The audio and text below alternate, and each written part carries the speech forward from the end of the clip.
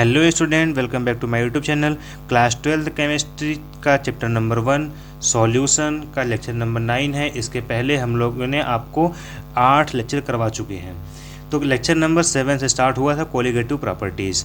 Colligative property का third properties है आपका डिप्रेशन ऑफ फ्रीजिंग पॉइंट। इस लेक्चर में हम इसको आपके साथ डिस्कस करने वाले हैं, ठीक है।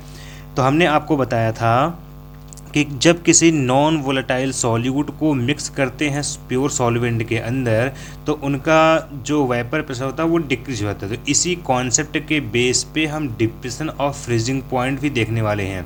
देखो, पहली बात तो फ्रीजिंग पॉइंट होता क्या है ये समझो। पहले आपको हमने पढ़ाया था राउल्स लॉ वगैरह में कि हमारे पास एक है लिक्विड फेस और दूसरा है हमारे पास वेपर फेस, ठीक है। इन दोनों के बीच में इक्विलिब्रियम स्टेट आता है। तो सेम वैसे ही सॉलिड फेज और उसके बाद लिक्विड फेज में एक इक्विलिब्रियम क्रिएट होगा, ठीक है।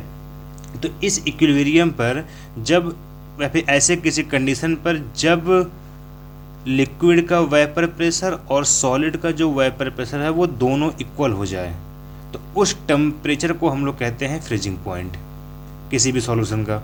आई बात समझ में? किसी भी सॉल्यूशन का सॉलिड स्टेट में वेपर प्रेशर और लिक्विड स्टेट में वेपर प्रेशर अगर ये इक्वल हो जाते हैं तो उस टेम्परेचर को हम लोग कहते हैं फ्रीजिंग पॉइंट, ठीक है। तो अब इसी कॉन्सेप्ट के बेस पे हम बनाते हैं पहले आपके सामने एक ग्राफ। ये ग्राफ है, ये लाइन रिप्रेजेंट कर रही है टेम्परेचर को, ये रिप्रेजेंट कर रही है वेपर प्रेशर को, ठीक है। हम सपोज करते हैं कि हमारे पास एक ग्राफ है जो कि प्योर सॉल्वेंट का है।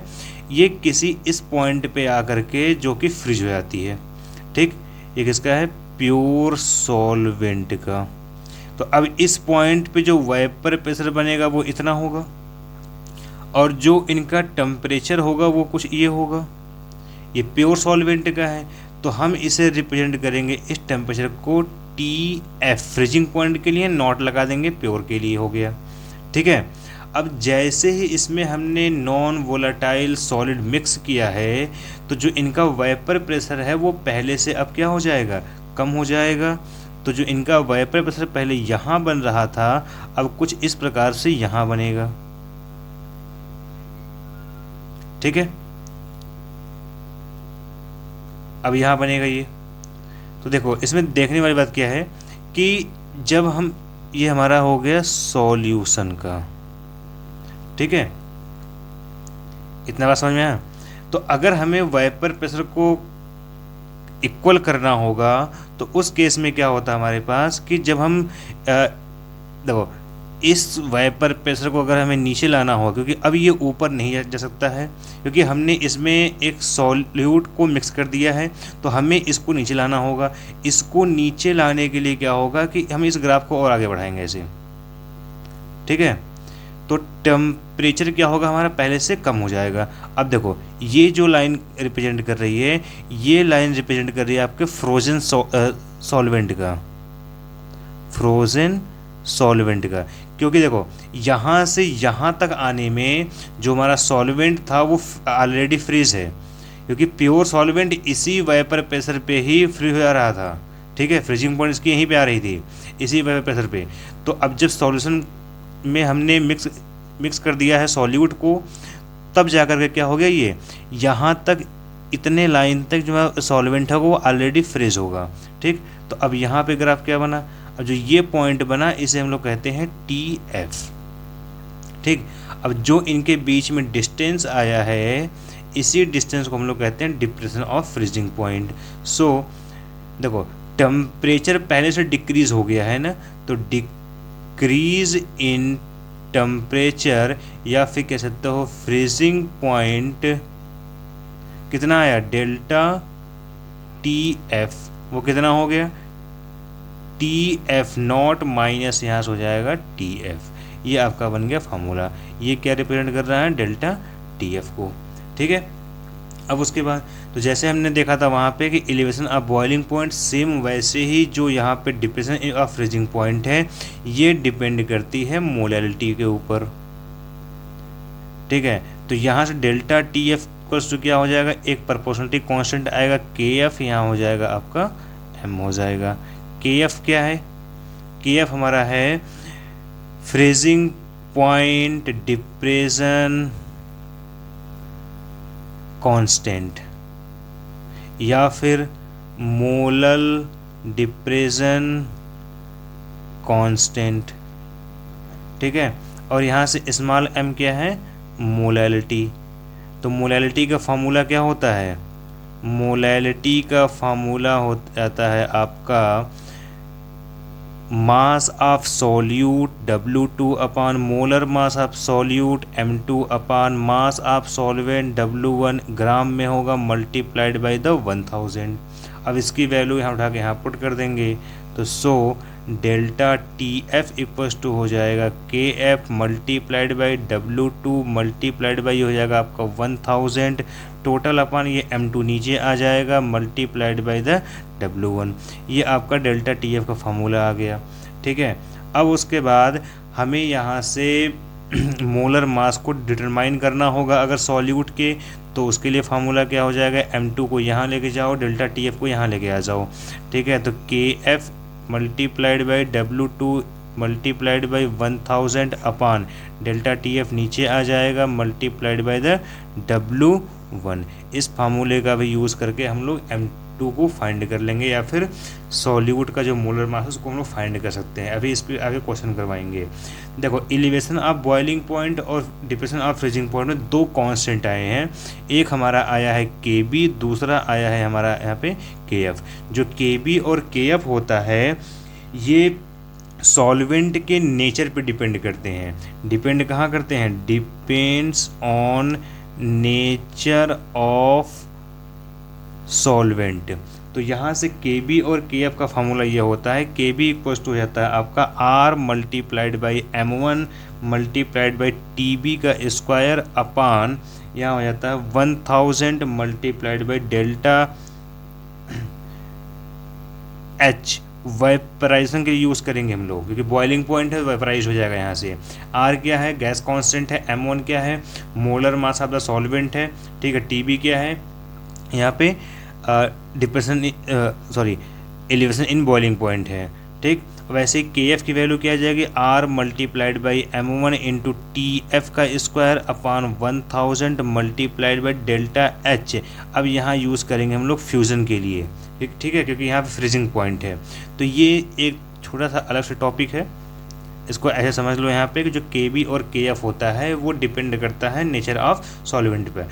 KB और KF को डायरेक्ट अगर फाइंड करना होगा तो हम लोग इस फार्मूले का यूज़ करेंगे इन दोनों का।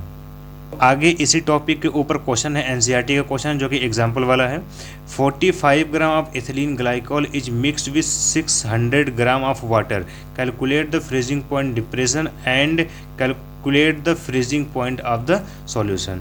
चलिए इनको सॉल्व करते हैं। दो क्वेश्चन पूछे गए हैं A और B। पहले गिवन क्या क्या है उनको हम नोट कर लेते हैं। गिवन हमारे पास है यहाँ पे W2, देखो एथिलीन ग्लाइकोल का मास जो है कम है, यहाँ पे वाटर का मास ज़्यादा है, तो ये सॉल्वेंट हो जाएगा और ये क्या हो जाएगा, सॉल्यूट। तो W2 इक्वल्स टू हो जाएगा 45 ग्राम और यहाँ से W1 इक्वल्स टू हो जाएगा 600 ग्राम। उसके बाद हमें क्या चाहिए होगा, मोलर मास फाइंड करने के लिए हमें चाहिए होगा यहाँ से M2, ठीक है। तो M2 फाइंड कर लेंगे। एथिलीन ग्लाइकोल का C2H6O2 फार्मूला गिवन है, तो C2H6O2 का जो से फाइंड करो, यहाँ पे 2 इंटू कार्बन का होता है 12 प्लस 6 इंटू हाइड्रोजन का होता है 1 प्लस 2 इंटू ऑक्सीजन का होता है 16, ठीक है। अब इनको कैलकुलेट कर लेंगे, तो कैलकुलेट करने के बाद क्या आ जाएगा, यहाँ से 12 टू जा 24 प्लस 6 प्लस 16 टू जा 32 हो जाएगा। 24 प्लस 6 32, दैट मीन्स 62 ग्राम पर मोल हो जाएगा। तो यहाँ आ जाएगा 62 ग्राम पर मोल हो जाएगा। अब उसके बाद हम यहाँ से फाइंड कर लेंगे मोलैलिटी को। मोलैलिटी को फाइंड करने के लिए फार्मूला क्या हो जाता है, W2 अपान यहाँ से हो जाएगा M2 अपान यहाँ हो जाएगा W1। उसके बाद मल्टीप्लाइड ग्राम में यूज़ करेंगे तो यहाँ आ जाएगा 1000। W2 का वैल्यू कितना गिवन है यहाँ पे 45 अपान M2 की वैल्यू 62 हो जाएगी अपान W1 का वैल्यू कितना है 600 है मल्टीप्लाइड बाई द 1000 हो गया, ठीक है। 00 कैंसिल हो गया एंड देन 45 अपान ये 6 से ये 62 नीचे आ जाएगा, ठीक है। तो यहाँ जाएगा 62 मल्टीप्लाइड ऊपर है 10 बचा है 10 कर लेंगे। अब इनको सॉल्व कर लेंगे तो यहाँ से जो मोलैलिटी की वैल्यू आएगी वो कितना हो जाएगा यहाँ से, तो जो मोलैलिटी की वैल्यू आएगी यहाँ पे वो आपका हो जाएगा 1.2 मोल पर केजी। ठीक है, अब इन्हीं के हेल्प से हम लोग क्या फाइंड कर लेंगे, फ्रीजिंग पॉइंट। ठीक, तो यहाँ पे KF की वैल्यू गिवन होनी चाहिए आई थिंक, एक मिनट चेक करता हूँ।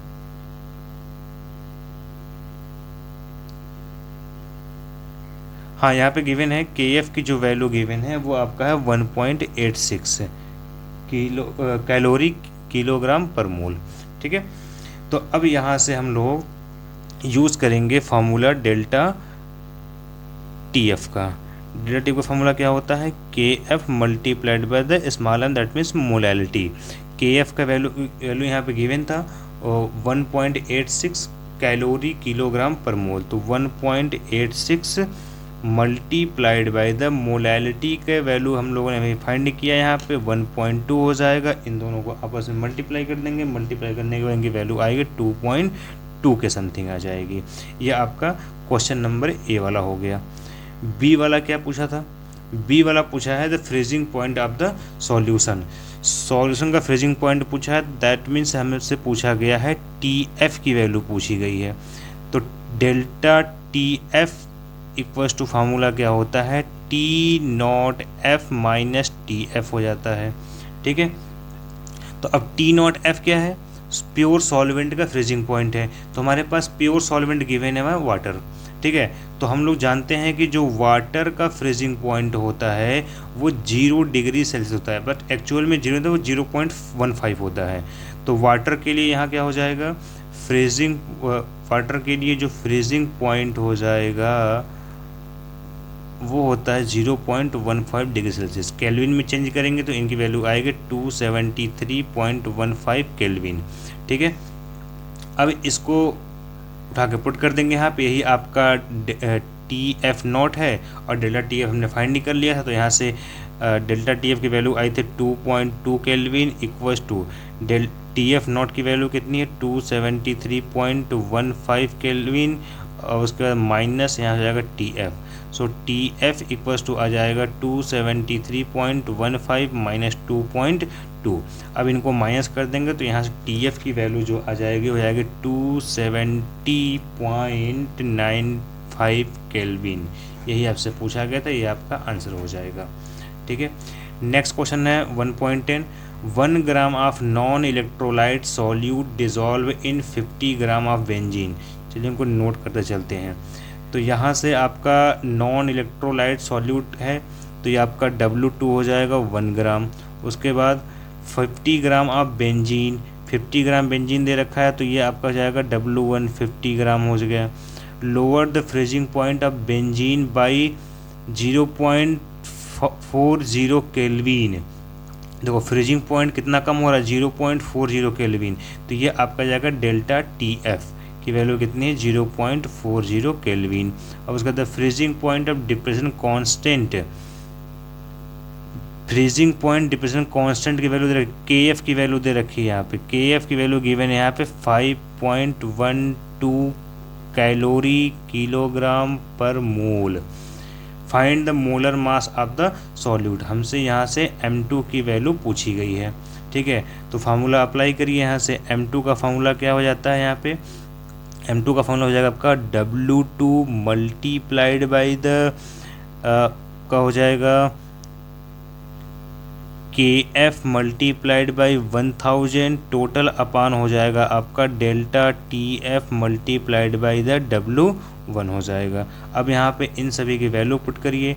W2 की वैल्यू 1 हो गई, मल्टीप्लाइड बाई KF की वैल्यू गिवन थी 5.12 multiplied by 1000 upon delta TF की वैल्यू गिवन है 0.40 मल्टीप्लाइड बाई द यहाँ पे W1 की वैल्यू गिवन है 50। ठीक है, अब इसको अगर हम सॉल्व करेंगे तो यहाँ से जो M2 की वैल्यू निकल के आएगी वो आपका हो जाएगा 256 ग्राम पर मोल। यही आपसे पूछा गया था, छोटा सा सवाल था बिल्कुल, यही आपका आंसर हो जाएगा। मिलते हैं अब नेक्स्ट लेक्चर में। Thank you so much.